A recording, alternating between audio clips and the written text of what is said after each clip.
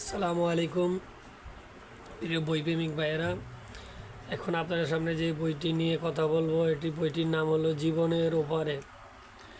বইটিতে 5টি বিষয় নিয়ে আলোচনা করা হয়েছে: মৃত্যু, কবর, হাসর, জান্নাত, জাহান্নাম।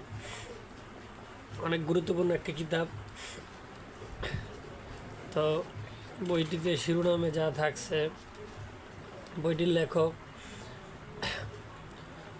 অনুবাদ করেছেন মুফতি তারেকুজ্জামান। রুহামা পাবলিকেশন থেকে বইটি প্রকাশিত হয়েছে। বইটির বর্তমান মূল্য ধরা হয়েছে 543 টাকা। তো আপনারা 500 টাকা হলে ক্রয় করতে পারবেন বইটি ইনশাল্লাহ। বইটির শিরোনামে যা থাকছে,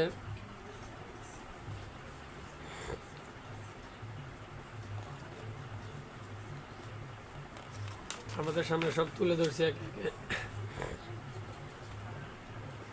প্রথমে থাকবে মৃত্যু স্বরূপ মানব প্রকৃতি। পার্থিব কষ্টর কারণে মৃত্যু কামনা করা নিষেধাজ্ঞা। দীর্ঘ আশার অসারতা। প্রথম অধ্যায় পাইবেন মৃত্যুর দৃশ্য নিয়ে। মৃত্যু বিষয়ে প্রথম অধ্যায়ে আলোচনা করা হয়েছে। যেহেতু মৃত্যু দিয়ে মানুষের আখেরাত পরকাল শুরু হয়, মৃত্যুর দ্বিতীয় অধ্যায় আছে উত্তম মৃত্যু, তাকলিন ও মৃত্যুর সময় করণীয়। তৃতীয় অধ্যায় আছে জানাজায় অংশগ্রহণের ফজিলত। চতুর্থ অধ্যায় আছে মৃত্যুর সুনাম ও বদনাম করা। পঞ্চম অধ্যায় আছে মুমূর্ষু মানুষের পাশে কি করণীয়। ষষ্ঠম অধ্যায় আছে শেষ পরিণতি মন্দ হওয়ার ব্যাপারে সতর্কতা। মানুষ মারা গেলে যে শেষ পরিণাম, এটা যে বলা হয়।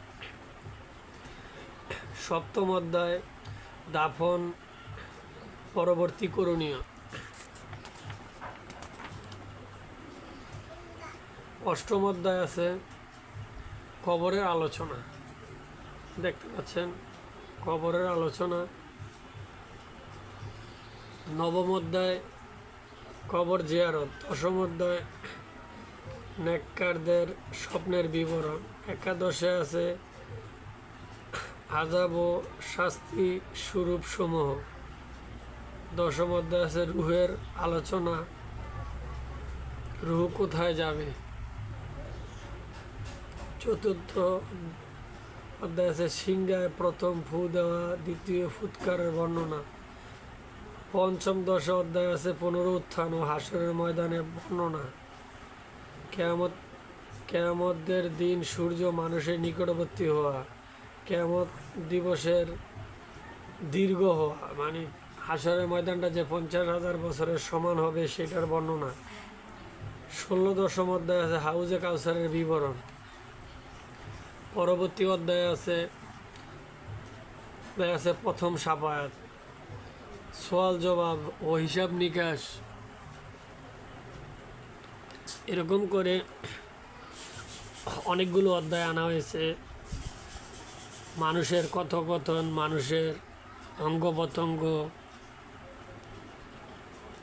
অঙ্গ প্রত্যঙ্গ যে আল্লাহর কাছে সাক্ষী দিবে সেই বিষয়ে।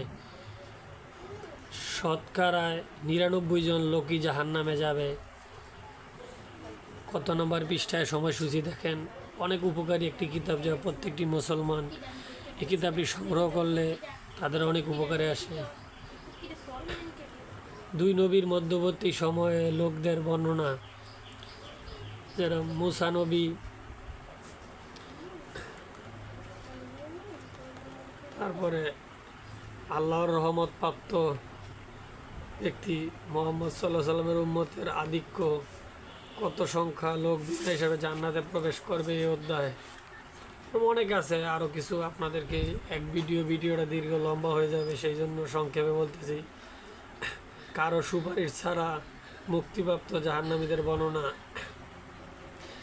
জান্নাতীদের প্রথম খাবার কি দিবে সেই বিষয়ে বিশেষ অধ্যায় থাকবে। জান্নাত জাহান্নামের বর্ণনা। জান্নাতীদের ঘুমের বিবরণ, জান্নাতে কি মানুষ ঘুমাইবে না সজাগ থাকবে, এটার বিবরণ এখানে পাবেন। জান্নাতীদের পারস্পরিক সাক্ষাৎ, মানে জান্নাতে যে একজন আরেকজনের সাথে সাক্ষাৎ হবে, আত্মীয় স্বজন সবাই, সে অধ্যায় নিয়ে আসছে।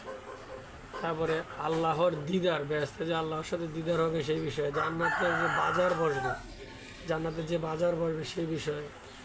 সর্বশেষ অধ্যায়ে জাহান্নাম ও জাহান্নামীদের বর্ণনা, সবচেয়ে লঘু শাস্তিপ্রাপ্ত জাহান্নামী, জাহান্নামীদের সবচেয়ে কঠিন শাস্তি ভোগ করার বর্ণনা, কম অনুপাতে শাস্তির তারতম্য।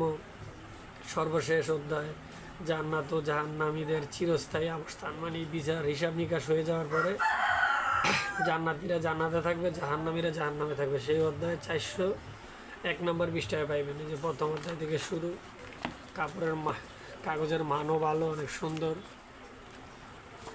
পড়লে আপনাদের চোখে ধরবে না, পরে অনেক ফিনিক্স অনুভব করতে পারবেন।